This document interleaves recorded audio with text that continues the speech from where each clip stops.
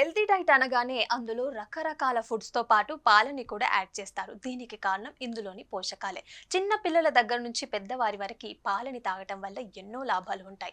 ముఖ్యంగా ఎముకలు ఆరోగ్యంగా ఉండటం, బలంగా మారడం వంటివి. చాలా మంది ఫుడ్ తినకుండా ఫాస్టింగ్‌లోనూ పాలు తాగుతుంటారు. దీనికి కారణం అందులోని పోషకాలు ఇన్‌స్టంట్‌గా ఎనర్జీని అందిస్తాయి. పైగా ఆరోగ్యానికి కూడా చాలా మంచిది. అందుకే పాలు తాగమని నిపుణులు సూచిస్తుంటారు. అయితే అందరి శరీర తత్వాలు ఒకేలాగా ఉండవు.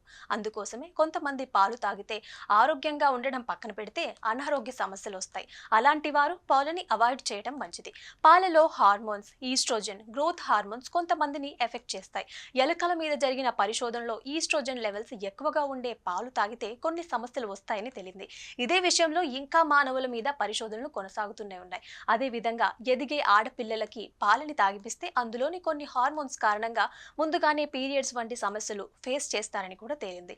పాలు తీసుకోవటం వల్ల అండాశయ క్యాన్సర్స్ వంటివి వచ్చే ప్రమాదం పెరుగుతుందని కొన్ని ఆధారాలు అయితే చెప్తున్నాయి. కానీ ఇంకా నిరూపణ అయితే కాలేదు. కాబట్టి ఎవరైనా సరే పాలు తాగే ముందు డాక్టర్ సలహాతో వారికి సూట్ అవుతాయా లేదా తెలుసుకొని తీసుకోవాలి.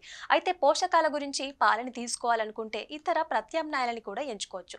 కొంతమందికి లాక్టోస్ పడదు. పాలు అలర్జీకి కారణమవుతాయి. దీనివల్ల ఇమ్యూనిటీ వంటి వాటిపై ఎఫెక్ట్ పడుతుంది. పాలు తాగినప్పుడు కొంతమంది వాంతులు, విరోచనాలు, దద్దుర్లు, మలంలో రక్తం వంటి సైడ్ ఎఫెక్ట్స్ ని కూడా ఫేస్ చేస్తారు. అలాంటి వారు పాలని తీసుకోకపోవడమే మంచిది. ఇవి మొదట్లో కామన్ గా అనిపించినప్పటికీ రాను రాను ప్రాణాంతకంగా మారతాయి. అంతేకాదు కొంతమందికి పాలు తీసుకున్నాక శ్వాస సమస్యలు కూడా వస్తాయి. అలాంటి వారు పాలు, పాల పదార్థాలపైన వెన్న, చీజ్, పెరుగు, పనీర్ వంటి డైరీ ప్రొడక్ట్స్ కి చాలా దూరంగా ఉండటం మంచిది. అదేవిధంగా కొంతమందికి పాలు తాగగానే జీర్ణం అవ్వవు. దీనికి కారణం లాక్టోస్ ఇంటోలరెన్స్. కొన్నిసార్లు ఇది టెంపరరీ ప్రాబ్లం కాదు, ఇన్ఫెక్షన్ కి కూడా కారణం కావచ్చు. కానీ లాక్టోస్ అసహనం ఉన్న వారికి మాత్రం పాలు తీసుకున్నప్పుడల్లా ఉబ్బరం, ఆపాన వాయువు, విరోచనాలు అయితే జరుగుతుండొచ్చు. ఇది వ్యక్తి నుంచి వ్యక్తికి వేరుగా ఉంటాయి. కొంతమందికి పెరుగు, హార్డ్ చీజ్ వంటివి తీసుకుంటే పర్లేదు, కానీ ఒక్క చుక్క పాలు తీసుకున్నా కూడా పడకపోవచ్చు. కాబట్టి ఇలాంటి సమస్యలు గమనించినప్పుడు పాలకి దూరంగా ఉండటమే మంచిది. కేసిన్ అంటే పాలలో ఉండే ప్రోటీన్. కేసిన్ సెన్సిటివిటీ ఉన్న వారికి కూడా పాలు తీసుకుంటే జీర్ణ వ్యవస్థలో శరీరం అంతటా కూడా మంటలాగా ఉంటుంది. పాల ఉత్పత్తులు వారికి పడకపోవచ్చు. అలాంటప్పుడు ఓసారి పాలు తాగకుండా గమనించండి.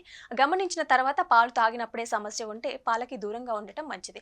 కొంతమందికి పాలు ఎక్కువగా తాగటం వల్ల ఐరన్ డెఫిషియన్సీ పెరిగి అనీమియా వంటి సమస్యలు కూడా వస్తాయి. కాబట్టి అలాంటి వారు కూడా పాలు తాగకుండా వాటి బదులుగా ఐరన్ రిచ్ ఫుడ్స్ తీసుకోవటం ఆరోగ్యానికి మంచిది. కొంతమందికి మొటిమలు ఎక్కువగా అవుతుంటాయి. అలాంటి వారు పాలని అవాయిడ్ చేయాలి. ఎందుకంటే పాలలోని లాక్టోస్, కేసిన్ కి అలర్జీ వంటివి ఉన్నవారికి సమస్యలను అయితే పెంచుతుంది. స్కిన్ ప్రాబ్లమ్స్, మొటిమలు, మచ్చలు వస్తుంటే పాలకి దూరంగా ఉండటం ఆరోగ్యానికి మంచిది.